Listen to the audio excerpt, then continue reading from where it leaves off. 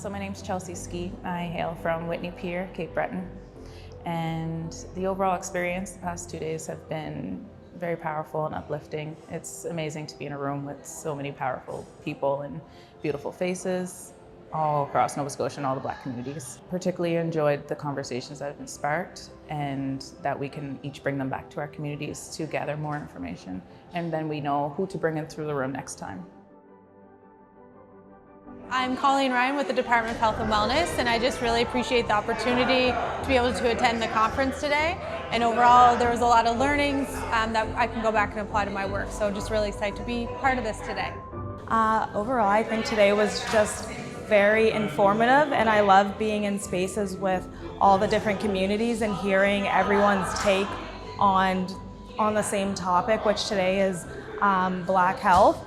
We were discussing in the breakout room is how your physical health and mental health kind of go hand in hand, and sometimes the way that a doctor or a practitioner reacts to your pain, it can affect your mental health, like if they don't believe you or you feel unheard. I think one of the things that I see in terms of servicing of Black communities is that there's something that we fail to do as a healthcare system around being really critical about how we're doing that. And I don't mean critical as in negative, I mean critical as in deeply interrogating how we're doing what we're doing and is it effective.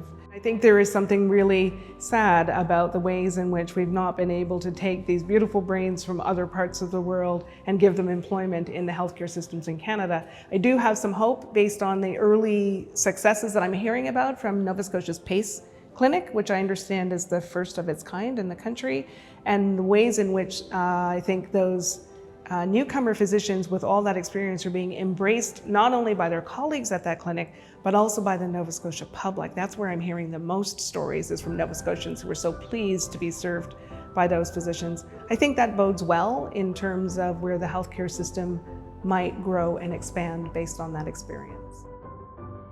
I guess the big things I took away from today was this has been an amazing conference. Got to see a lot of the great work that's happening in Nova Scotia. There's a lot of great resources out there.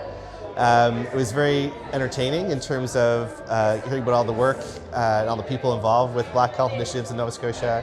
It was very enlightening to learn a lot of new things about the challenges the Black populations are facing, and it's very enriching as well. So I think I've taken a lot from this conference and gave me a lot to think about how, in my position and my role, I could help address some of the issues discussed today.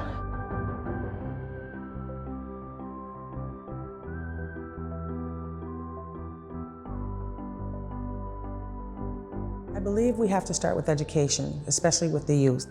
We have to gain trust, we have to know the resources, we have to build on the community, we have to build up with the people, what's happening.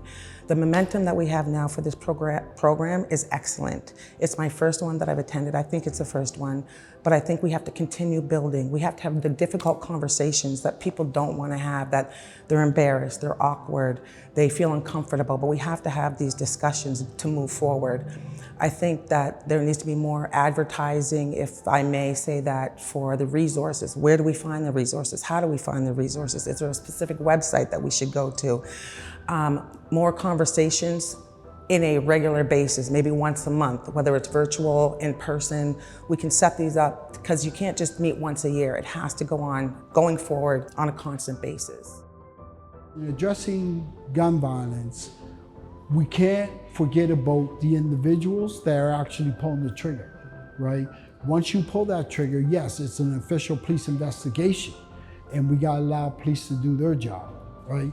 But that doesn't mean, as community, we abandon you, because at some point in time, you're going to be released back into community, and we wanna prepare you for that. We want you to come out, understand that there are supports there for you, and you don't have to resort to violence, right?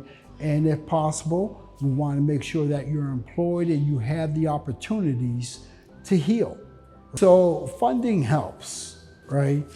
But we always, as community, we always need to be prepared to do this work ourselves. And that's the commitment that 902 Man Up makes. As I said earlier, you know, we probably left $25 million on the table and walked away from it, simply because we recognize the importance of doing this work according to community. There's lots to be done, lots more to be done. I know we're not satisfied. I don't think we'll be satisfied for a very long time. I don't think in my generation I'll be satisfied.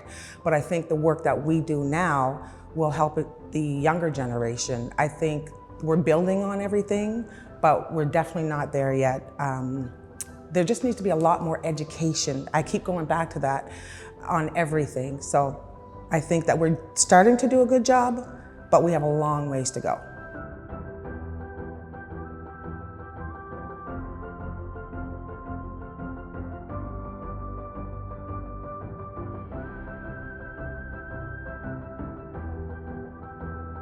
The event has been a success from a planning perspective.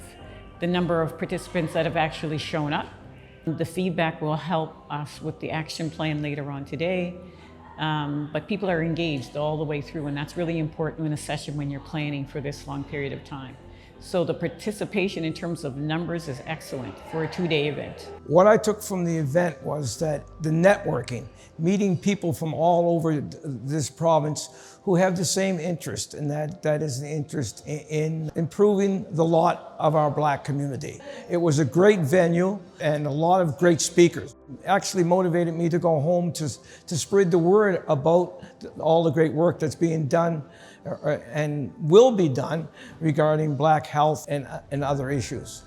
I really feel like it should be a longer conference, where especially have a component for the youth, a day just for the youth, to be able to voice and say how they feel in this generation, in today's time. But overall, it was a very, very much needed time because it got us talking, it got us started somewhere, and at least we're heading in a certain direction that it's looking like there is the light at the end of the tunnel. We can't just stop it where we are. This is a great foundation, but in order to see it through and to see results, we all need to work together and continue these conversations and push for these conversations.